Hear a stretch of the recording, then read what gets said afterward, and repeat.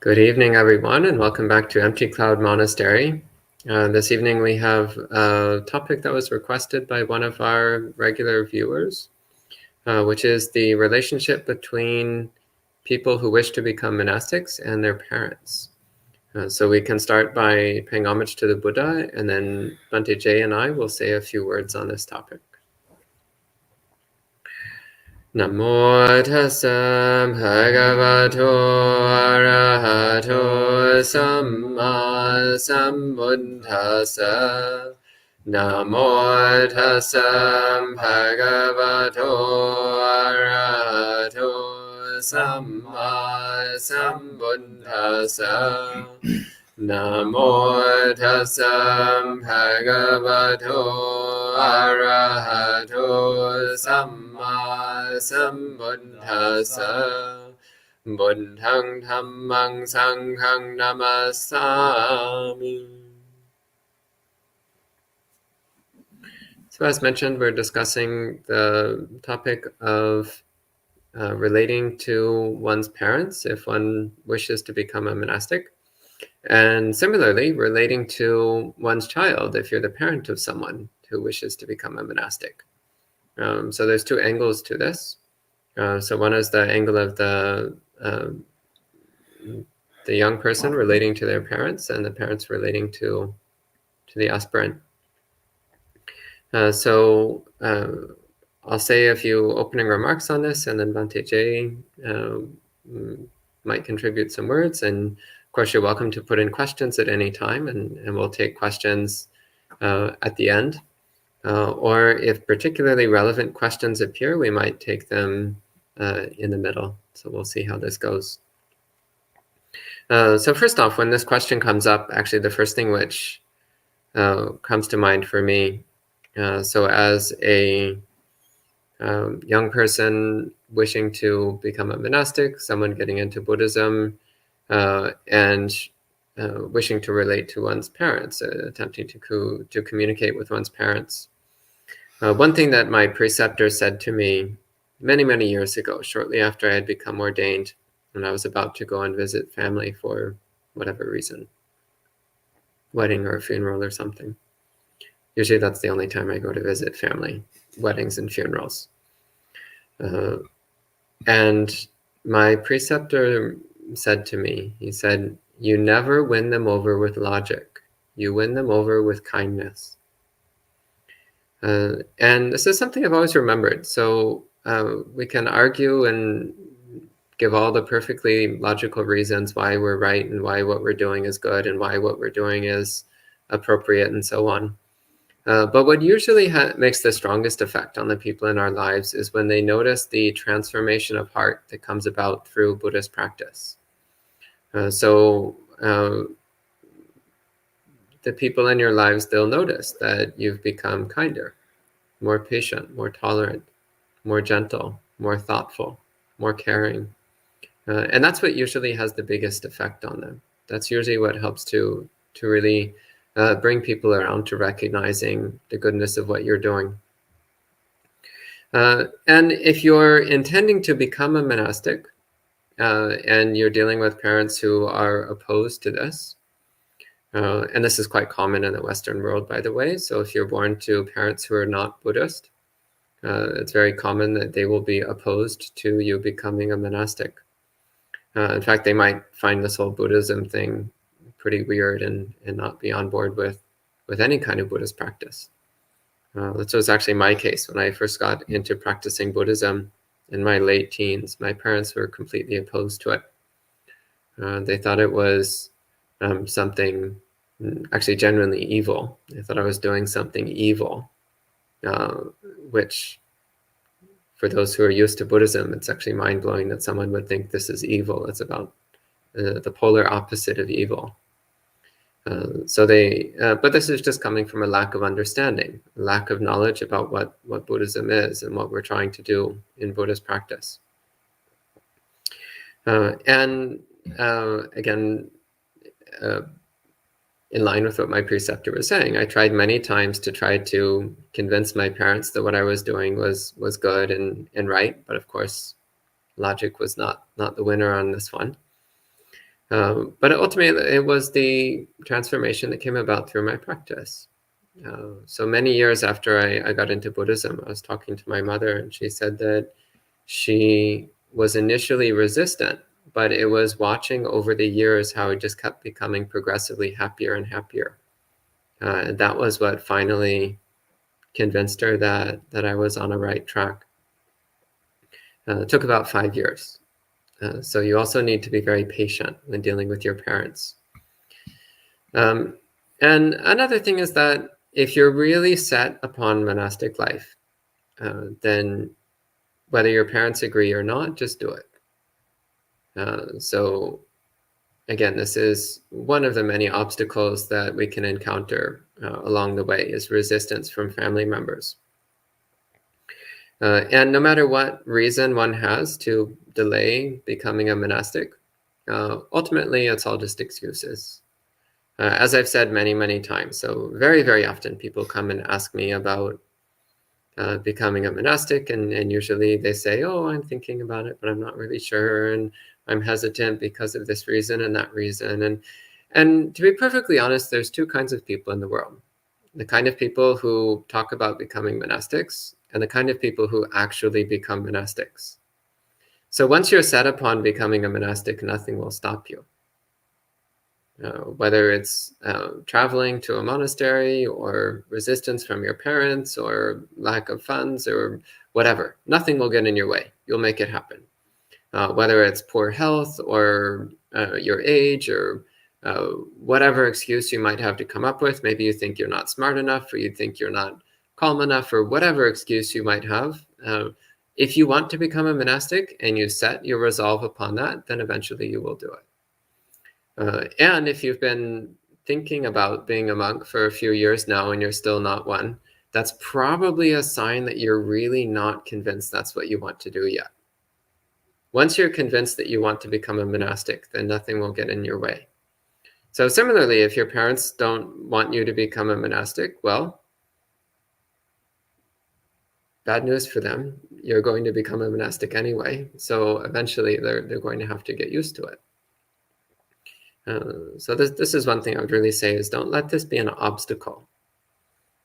So we do have it is part of the Vinaya that one needs to ask permission from one's parents. And optimally, you should get permission from your parents. But every once in a while, that just isn't happening.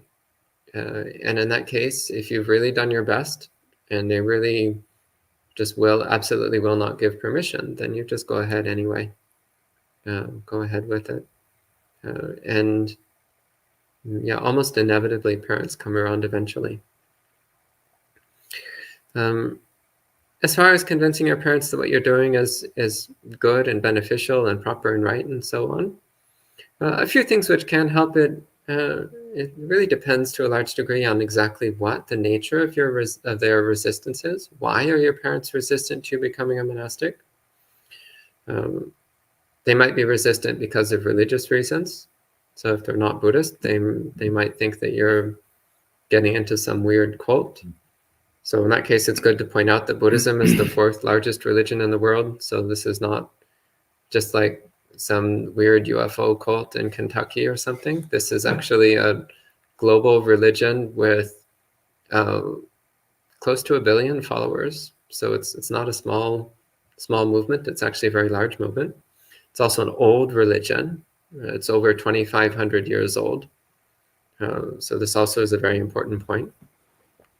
And it's something which, throughout human history, the impact on human civilization is overwhelmingly positive. So the effect of Buddhism on the cultures in which Buddhism has been present has been overwhelmingly positive. So this is another thing that can be worth pointing out. And also that Buddhist monastic life is, again, it's very ancient. It's very well withstood the test of time. It's proven itself over and over again to be something which is very beneficial, very supportive, both to the person who becomes a monastic and also to everyone who interacts with them, everyone who is in their life. So all of their friends and family also tend to benefit by association with that person. If the resistance from your parents is concerned that you might change your mind, well, good news. The Buddha already predicted that people would sometimes change their minds. So it's actually quite normal. If somebody becomes a monastic and a couple of years later they decide it's not the right choice and they want to do something else, then they can go back to being a layperson. So you're not locked into this for the rest of your life. If situations change, then you can change your lifestyle. You can become a layperson again. If your parents are worried about the whole no money thing, well, good news.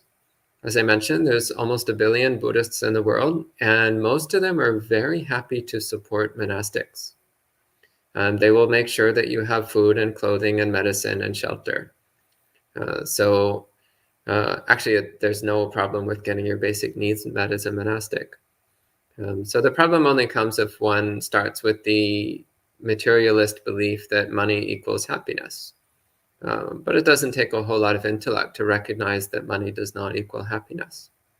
And Buddhist monastic life is about finding happiness, which is beyond physical requirements. And it's finding happiness which doesn't have anything to do with how much money you have in your bank account or how many knickknacks you have on your shelves. It's about finding a happiness which is through cultivating purity of heart and clarity of mind. And coming from the perspective of the parents, so again, it can be quite baffling when your child suddenly decides to become a monastic because, again, especially if you're not from a Buddhist culture, this is something which can seem very strange, very weird. So one of the things which usually makes the biggest difference is for the parent to go and visit a Buddhist monastery. So if it's just like, oh, my child is into this whole weird hobby these days, well, yeah, fair enough. But then you go to a Buddhist monastery and you see 5, 10, 20 people who all wear the monk robes and have the monk haircut and do the monk things of chanting and meditation and study. And you'll also realize that they're all really nice people. And they're also quite sane. Well, most of us anyway. So they're quite nice people. They're very sane. They're very peaceful. And usually Buddhist monasteries usually have a tangible sense of goodness, tangible sense of holiness to them, which you really feel when you go to touch it for yourself, when you go to stay for yourself. So often what really turns a parent's opinion around is when they go to visit their child in the monastery setting. And they see their child in the context of a larger monastic community. And then they recognize, okay, this actually is something wholesome. This is something beneficial. Those are a few opening comments on that topic. Maybe Bhante Jay, would you like to take over and speak a little bit on this topic? Sure. You covered most of what I was going to say, so that worked out well. The only thing I would say is in terms of like what you were talking about, the people who kind of fiddle around with possibly becoming a monastic. I think this is something that my experience has been in dealing with probably at least a couple dozen of lay people who have like toyed with being a monastic. I think that if you're a sincere practitioner and you're gaining insight, there comes a time, even if you're like married and have kids, there comes a time where you just kind of think, well, you know, the Dhamma is kind of right. Maybe it'd be good to be a monk. Right? Like, so they'll think about it and then over time they'll realize, okay, no, this is not for me in this lifetime.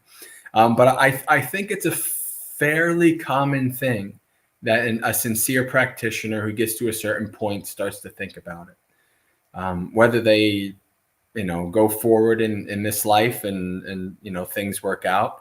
You know, it's interesting, Bhante, you said it exactly right. Like when I decided I wanted to become a monk, it was like, I didn't care if I had to go to the other side of the planet or go through hell to become a monk. I was going to become a monk.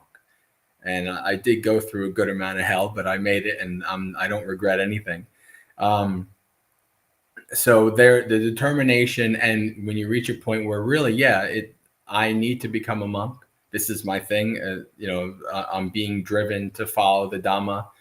then you will find a way, right?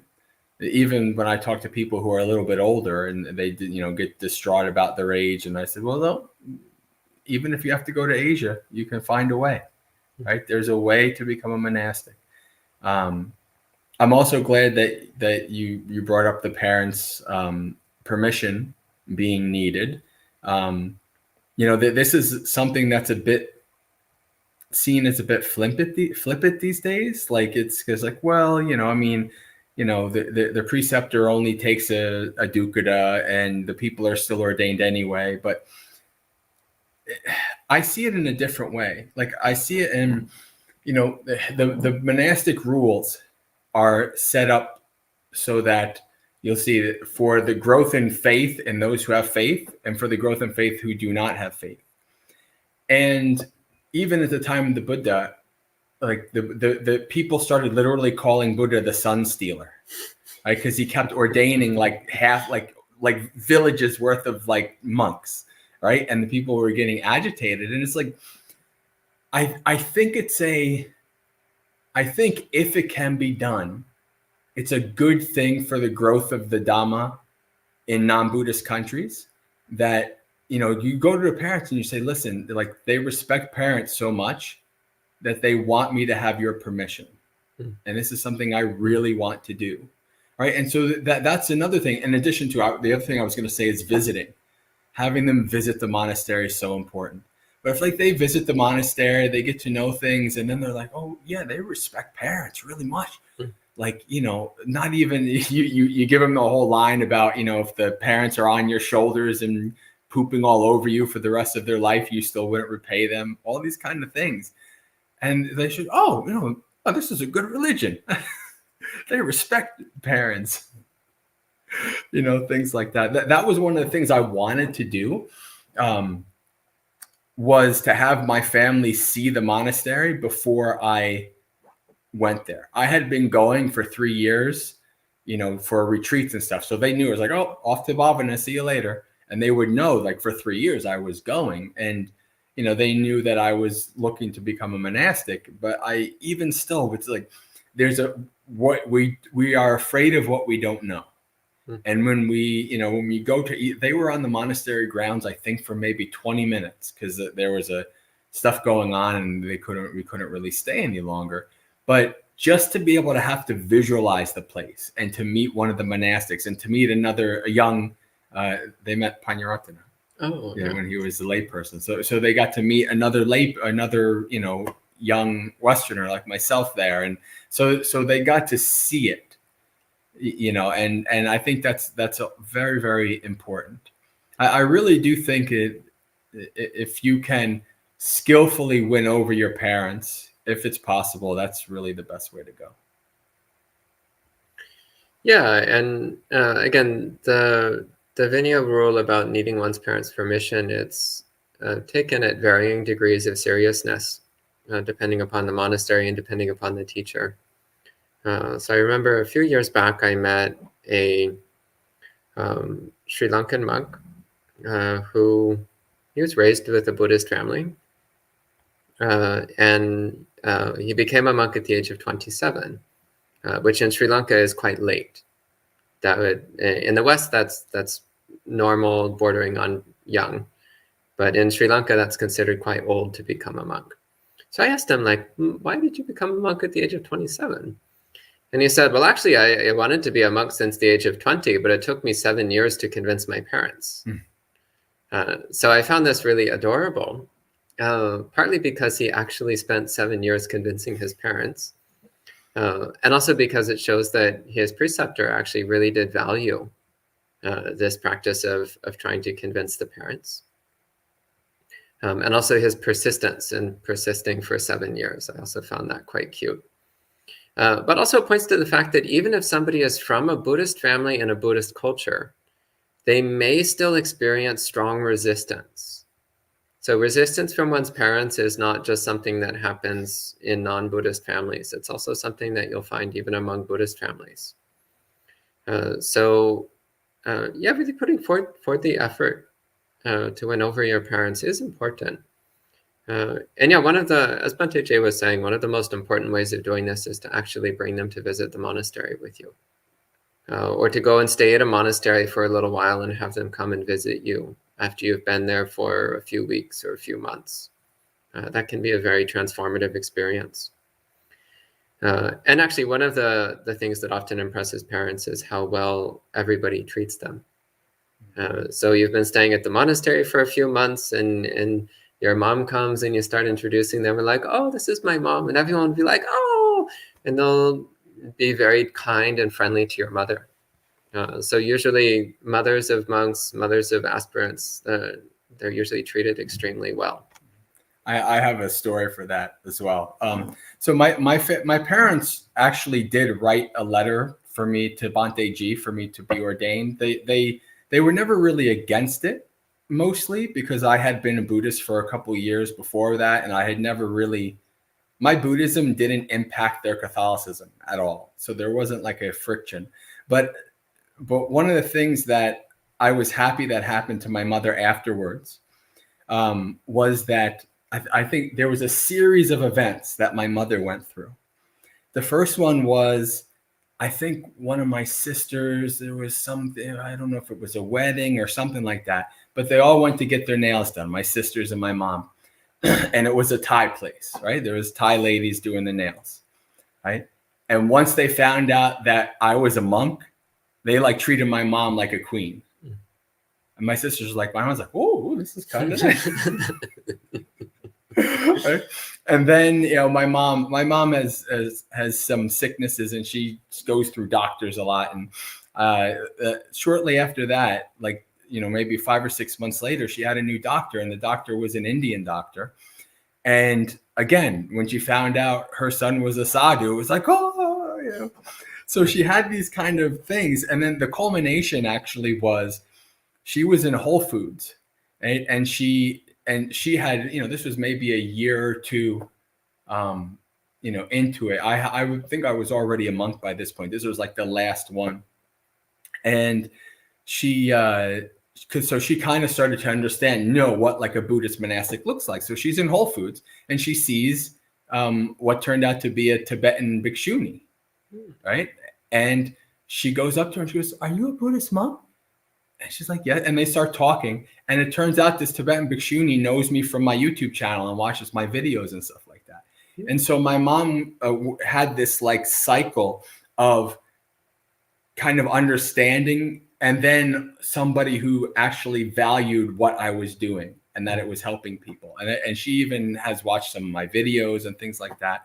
So sometimes if you're determined and it works out, sometimes even your karma or the universe or whatever works out in your favor as well.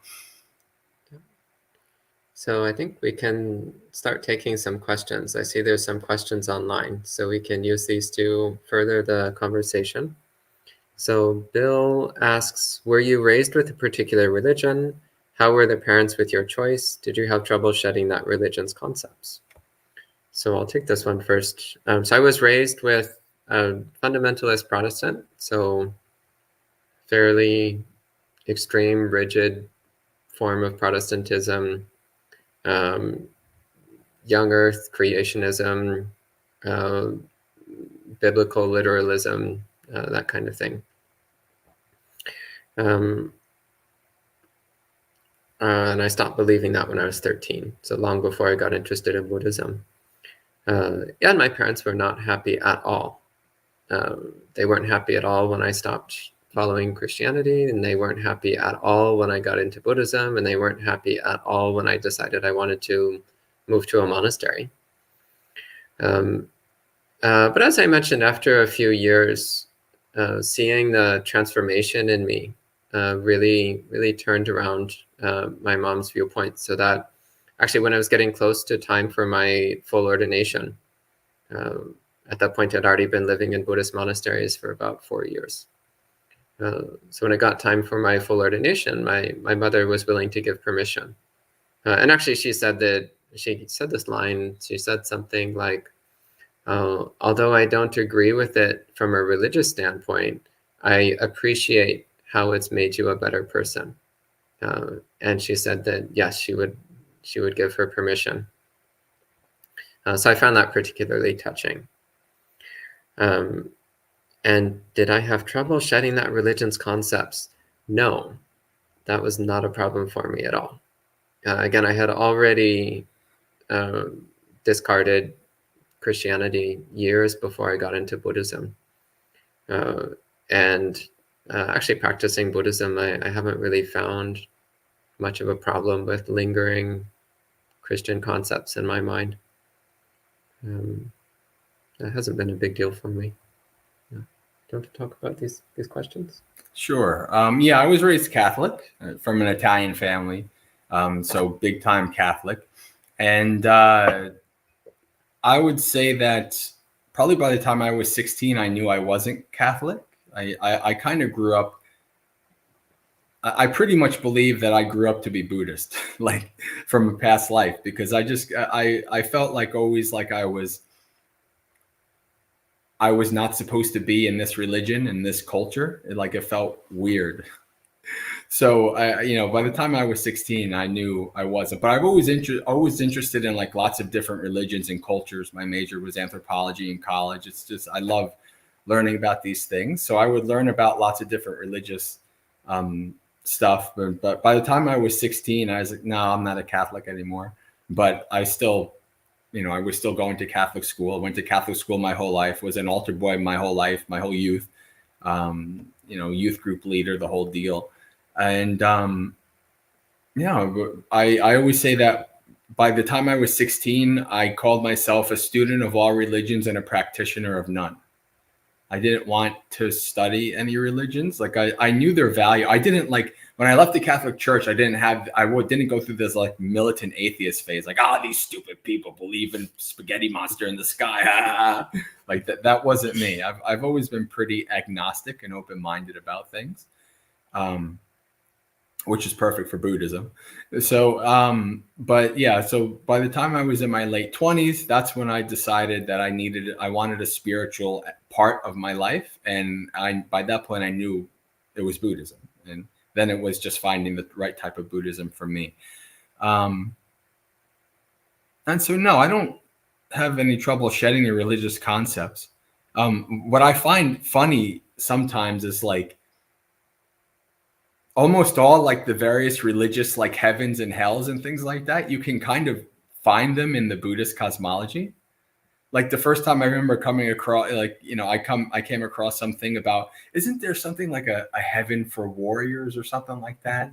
Something like that. And I was like, what? That's like Valhalla. So it's like we have the Judeo-Christians, we have the pagans, we have like it's all in there. But no, it's like I've never felt that all that stuff has clashed. So yeah, it didn't bother me. And how my parents were addressed, I basically said, again, when I became a Buddhist, it was a non-issue. Like even like on Christmas and Easter, I still went to church with I went to church with my mom in my monk robes. I met the monk that I loved as a young adult, who's now the leader of the place, the church, and much older, which is, he seemed so much younger when I was younger, but I met him robe to robe, right? After the church, I said, "Hey, Father," and things like that. And that doesn't bother me. It's like, I'm okay, interfaith dialogue. And again, it wasn't like, when I was a lay person, I wouldn't like, it was like, okay, let's say grace. I'm like, we got to say the Buddhist grace too. Or, it wasn't like my Buddhism did not oppress, interfere, interact with their Catholicism in any way. So there was no kind of like defensive-ness. There was just a lot of sadness, oldest son, Italian family, really close, lived in the same town our whole lives. There was a lot of sadness from my parents. That's the most thing. Yeah, also I think it was a bit easier for you because Catholicism, Catholics and Buddhists tend to get along much better than Protestants and Buddhists. Yeah, I've not experienced a fundamentalist Protestant before. That's an interesting one. So. Yeah, they generally speaking, they don't like anybody who isn't also a fundamentalist Protestant. Mm-hmm. So yeah. And I think why they would consider Buddhism evil is because of no creator God. That's probably like the big thing. But I don't. Well, Before also we get into my father had this belief that meditation summons demons. That practicing meditation will attract demons to you. Dang, my meditation's boring. That's not. So that would spice things up a bit. A few demons coming in the meditation hall. Yakas. Well, I give my my metta to the yakas. May they be happy. Yeah. Let's see. Anagarka Sarana. So hello. Oh. You know her? Yes. Yes. Yeah. She's with Karuna Buddhist Vihara. Oh, lovely. Yeah. Okay. Yeah, she joins our live streams from time to time. Yeah. So Anagarka Sarana says, I received pressure from my extended family to comply to what a girl, quote, should do, quote, marrying, having kids. I sometimes have trouble dealing with establishing compassionate boundaries. I sometimes feel that family has a VIP passport to say whatever they want and me not being able to establish boundaries. Any thoughts on how to deal with this? Well, first off, your family does have the right to say whatever they want to say. And you have the right to not be bothered by that. As for people telling you what a girl should do, well, it's just a bunch of arbitrary nonsense. And also just look, so marrying and having kids, is that the route to ultimate unconditional happiness? How many people you know who are married with children are absolutely, perfectly, completely happy all the time with zero stress, zero difficulties, zero anxiety? How many people like that do you know? I'm guessing it's zero. In fact, most of the people I know who are married with children, they're actually dealing with a lot of anxiety and stress and depression and discomfort and lots of difficulties in their life. So clearly that's not the path to happiness. So it's kind of like if somebody spent their entire life making themselves miserable and then they tell their children to go out and do the same thing. That's not really the best gift to give your children. But if it's all they know, then that's all that they have to pass on. So what do your parents know how to do? Well, they know how to have children because they had you. So that's one thing they know how to do. And clearly they thought that was a good idea at the time because here you are. So they probably still think it's a good idea, which is why now they're telling you to do the same thing. But you're not obligated to follow somebody else's strategy for life. They follow their strategy, you follow your strategy. And that's how you figure out what you want to do. And you start to develop your own experiential wisdom. So when other people tell you what they think you should be doing with your life, well, you can just laugh. You can say thank you, but no thank you. You can say, well, I hope that works out well for you, but I'm going to do something different. And yeah, of course, people will tell you what they think you should do with your life, but ultimately that doesn't matter at all. What matters is, what do you think you should do with your life? If you just spend your life doing what other people tell you to do, well, one, horrible. Yeah, who would want to live that way? And two, you won't develop any wisdom that way. And again, if you're taking instructions from people who are not fully awakened, which is most people, then the advice they give you is probably not going to be particularly good advice. So your parents are by definition not fully awakened, by the way, because awakened beings do not produce children. So the mere fact that your parents had you is proof that they aren't awakened, or at least they weren't at the time they had you. So this means that their advice is delusional. There might still be some nuggets of wisdom in there, but don't be surprised if they give you advice which does not lead towards awakening, because that's one thing they probably don't know very well. And the same with the rest of your family members, by the way. So yeah, of course, your family members will say whatever they want to say. And yeah, it's their right to say whatever they want to say. And it's your duty to not be bothered by it and to stay focused on doing what you think is the right thing for you to do with your life. Those are my thoughts on this. Do you have anything to add? Any comments? Sure. Yeah. Well, I mean, this is the most common thing, isn't it? Right? Like, if our ancestors didn't get married and have kids, then there wouldn't be any humans around. So this is like a normal, this is obviously, this is like the default, right? And not always in every time and culture, like it goes through cycles. But the default is obviously like, you know, sure, of course, get married and have kids. That's the default. That's the thing. And also, you know, most people, you know, would say that for most people, the most meaningful and happy thing that they'll ever will do is raise children. Now, there are some people that's not for them, right? I think that's probably a bit more rare, but you know, and so the people who are not part of that smaller group, they're not really going to fully get it. And that's okay. That's okay. Like, you know, I mean, even to this day, like, you know, I was staying with my sister and I was, you know, I was munkle babysitting my niece and my nephew, 4 and 3. And my sister saw me with them and she said, "You would have been a great father." And I said, "Yeah, I definitely would have been a great father, but hopefully I'm going to be the great father of lots of bhikkhus and bhikkhunis." And I thought like I thought about that because I thought, well, that's much better for the world. Like if 1 or 2 children, that's okay. And who knows how they might turn out. But if I can build bhikkhunis and bhikkhus and they can go and start their own places and the Dhamma will spread and all this kind of stuff. Like that's that I think I would be happy to, you know, on my deathbed or parinibbana bed that I have many disciples who will carry on the Dhamma. I think that would be good. Yeah. Go ahead. Okay.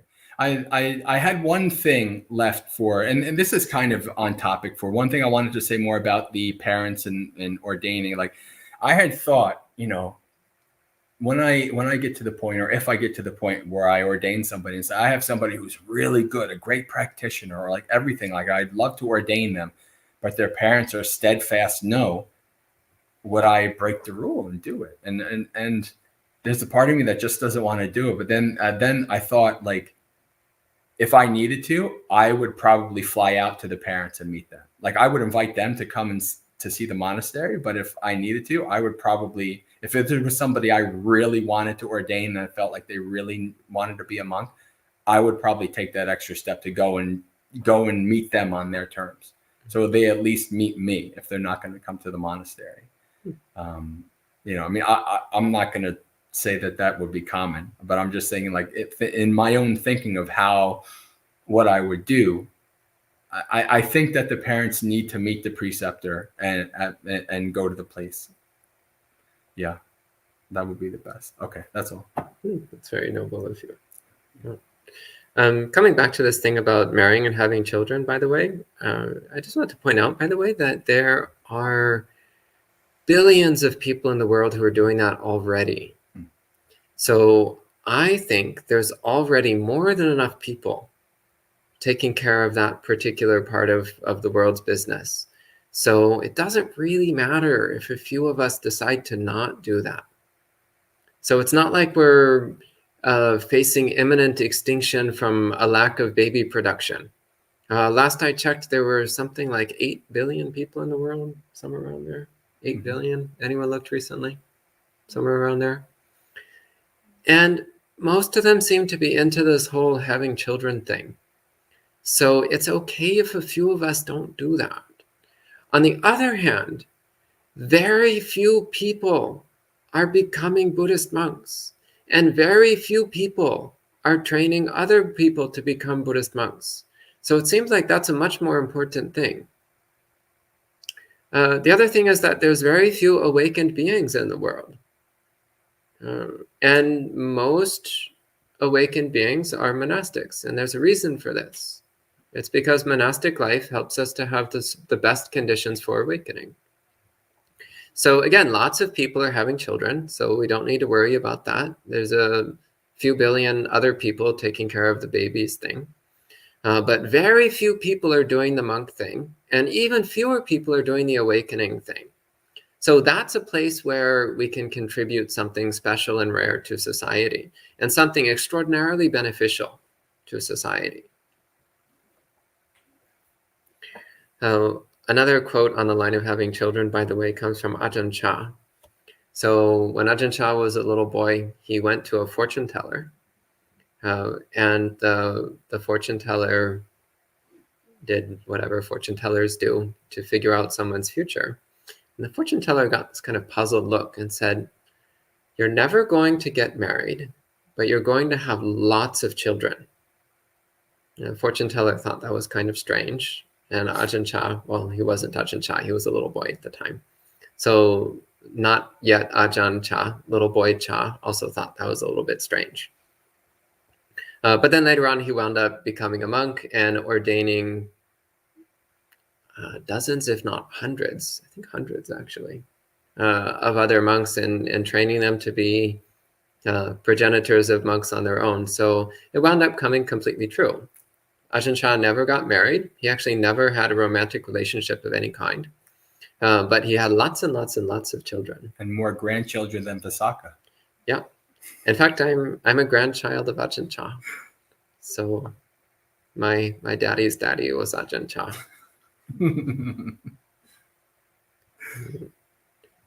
And we have another question here. Kristen Chong, this is slightly off topic, but it's a brief enough question that I think we can include it. She asks, is the monastic path the only way to reach full stage 4 enlightenment? I feel slightly uncomfortable calling it stage 4 enlightenment because then I think of stage 4 cancer, which is a somewhat less happy thing than stage 4 enlightenment. So there are a very tiny number of recorded cases of someone who was not a Buddhist monk attaining full awakening.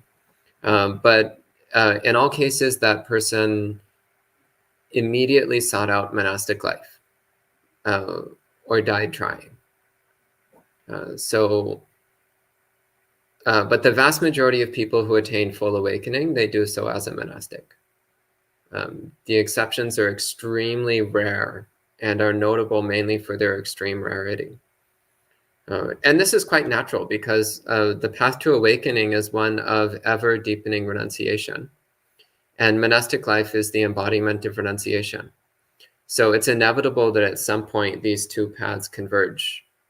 And usually it happens long before one attains awakening. Long before then, these two paths will converge in your mind and you'll start seeking out monastic life. I think I would add also that in a bunch of these, it seems that, you know, you had like people like Gatikara, like who were essentially almost living a monastic life anyway. Like Gatikara basically was living a monastic life, but couldn't become a full monastic because he had to help his parents. There was nobody else there. So yeah, this is, I guess, that's all I would add. Another example, Bahia, for example. Bahia was actually a monastic in a tradition other than Buddhism. And it was when he encountered the Buddha, and the Buddha gave him that final course correction that pointed Bahia towards awakening. But that's actually not quite what you're asking, because Bahia was technically already a monastic. He just wasn't a Buddhist monk. He was practicing some other spiritual tradition. It's actually not specified exactly what he was doing. But he was some other kind of monk. Do you have a comment? The best Bahia wants to do that. I think he became enlightened on his deathbed with the person. I think he became a stream enterer, but not an arhat. No, lay people becoming arhats in the suttas is extraordinarily rare. There's only a couple times that happens. And again, they seek out monastic life immediately. What would be the point of lay life for an awakened being? Exactly. Yeah. At that point, monastic life is completely natural. The mind is already completely immersed in renunciation, so monastic life is a life that makes perfect sense. Yeah, monastic life actually is, to quote my old Zen teacher, Reverend Myo, he said, monastic life is eminently sane. So it's actually the most sane way to live imaginable. It's actually lay life, which is completely insane. It's completely bound up with attachment, completely bound up with acquisition, completely bound up with self-centeredness. and dust. Yeah, it's messy, it's complicated, it's confusing. Whereas monastic life, it's much simpler, it's much clearer. It's actually much easier in many ways. If one has the dedication, it's much easier. And Bill asks, how were siblings and extended family with your choice? If you got blowback, how did you deal? My siblings were a bit mixed. So I had three siblings. So I was one of four. And I actually was a pretty perfect blend. So I had one sibling who was completely supportive, one who was completely neutral, and one who was completely opposed. So my siblings were actually a perfect lineup there.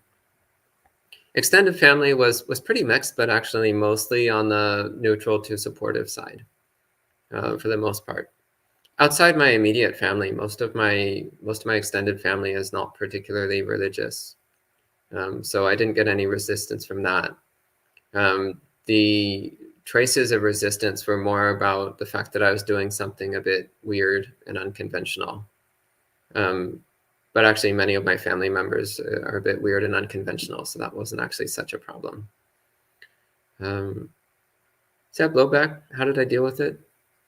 By not caring, to be perfectly honest.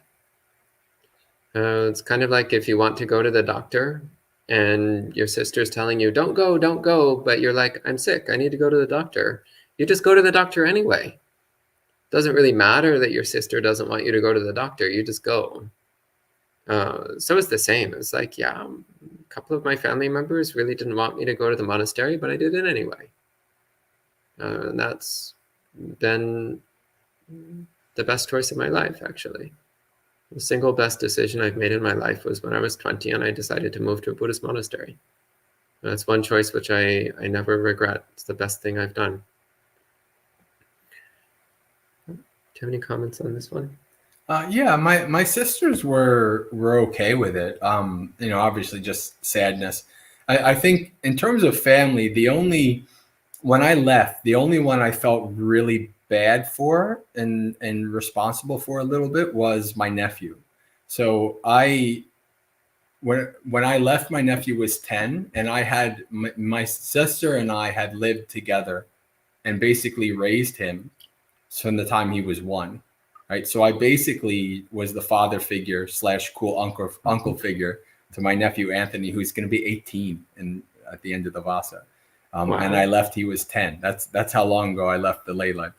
But yeah, and that was like the first real loss of his life. That was hard. And because of that, it was kind of hard on me too. Like my parents and my sisters, after like they're older, it's, but that was a tough one. And, he's okay now, but it took him a bunch of years to really get over that. And so even still, like that, he's like the only, it's interesting. I think he's the only being in the world that I feel any sense of responsibility towards anymore.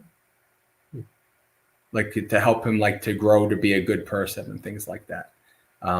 Not like, other things like help him pay for college, like not like parental things, but like responsibility to like make sure that he becomes a good person, kind of a thing. But yeah, that's it on my end. And Ian asks, what should one do if they can't become a monastic if they don't leave their country, but they are an only child, therefore it would mean leaving their parents alone? Well, it depends upon the conditions your parents are in. If your parents are able to take care of themselves, then I say just leave them. Go off and become a monastic. It's only if your parents are seriously ill or in very advanced state of decrepitude and genuinely unable to take care of themselves anymore. And if there really is absolutely nobody else who can look after them. In that case, I do think it actually is the morally responsible thing to do, is to stay and look after your parents. If leaving your parents actually would mean that they decline and die, then you should stay with them. But if they're reasonably able to take care of themselves, then I say just go for monastic life. Don't worry about it. And after you've been a monk for a few years, if your parents start to need your help, then you can go back and help them out. And you don't need to disrobe to do that. I know many monks who have gone to take care of their elderly parents for years. Yeah. So it's considered very noble. In monasteries, if your parents are very old or very sick and you go to take care of them, the other monks will support you every step of the way. Even if it means reducing your monastic observances, they'll still support it because, again, taking care of your parents is something which we really highly value and praise in Buddhist practice. Yeah, and like I was saying before about Buddhists valuing monastic parents, that doesn't end just because you become a monastic. And like you see this in multiple places, and one of the places you see it very clearly is in the monastic rules regarding the vasa, which we're in now. Like if a parent is sick, you don't even have to be asked, you just go. Like you can go up to 7 days to take care of your parents, or if they're in the hospital or something like that, right? There's less of a care regarding siblings. Parents are much more like, siblings are kind of like down here and parents are like way up here. But still, like, but yeah, parents are important, and you still owe a duty to them, even if you are a monastic. And just a quick shout out to all the people who are checking in. So I see a lot of familiar names. So hello to Jayanta, Karen, Robin, Gita, Kui, Janaki, Charles Lee, Morgana, Hum, Yankee, Vivian, Monica, Damika, and Gyana. So hello to all of you. And Damika has a question, again, slightly off topic, but I think we could go ahead and take it. It says, how do you define monasticism? Is an anagarika considered a monastic? So usually the word monastic is used as a catch-all term, which covers all forms and stages of monastic life, including the many alternative or variant forms of monasticism. But generally speaking, when we talk about monastics, a few general overall principles are, first off, celibacy.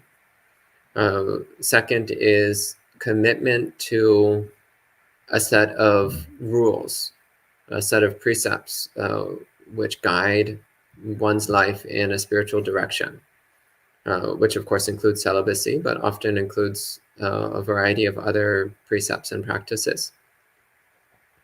And that usually also includes wearing some kind of monastic outfit.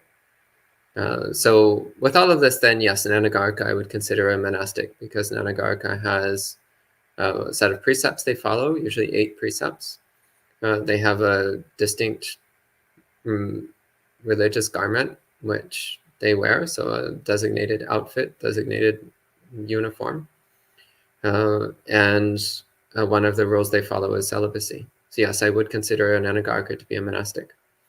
I would not consider a Zen priest a monastic, because a Zen priest is usually not celibate, does not take a role of celibacy, and often doesn't even wear robes. But that's, celibacy in my mind is a very important characteristic of monastic life. It's one of the things which makes us what we are. Do you have any thoughts on this? No, I agree with the Zen priest thing. Yeah.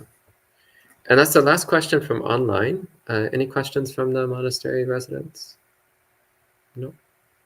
So maybe we can go ahead and end at this point. So to all of you who wish to become monastics, may it come about and be fruitful for you. And for all of you who are parents of soon-to-be monastics, rejoice in your good fortune. The best thing you could ever hope for is to have a monk in the family. It will bring so much goodness to your life that you don't even know yet how much better your life will be for it. So rejoice in it. It's not a bad thing. It's actually the best thing that your child could possibly do, both for themselves and for you. So we'll end with 3 sadhus, wishing the best for all of you who are embarking upon the monastic path, or those of you who have family members moving in monastic direction. Sadhu, sadhu, sadhu.